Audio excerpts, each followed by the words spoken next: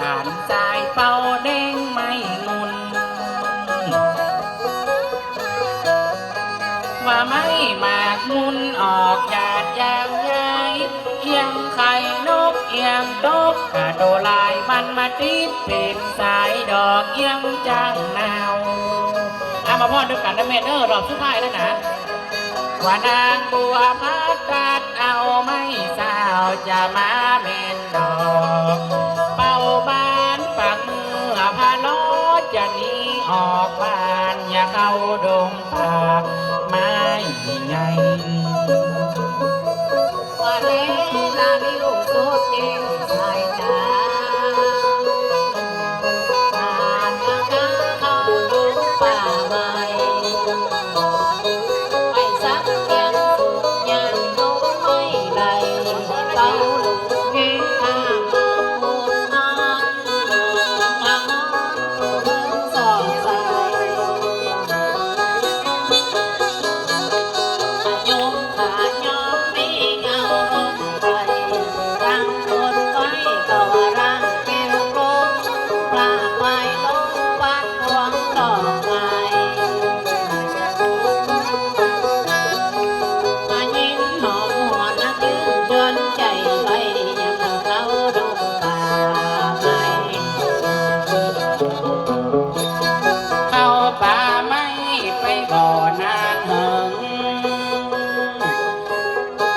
ไปถึงภูเขาใหญ่กว้าง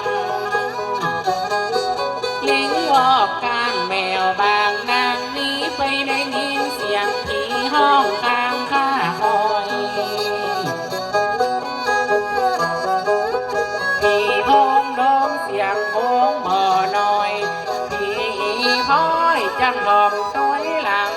แลดและกวางกังกระติ้งก่อนละโว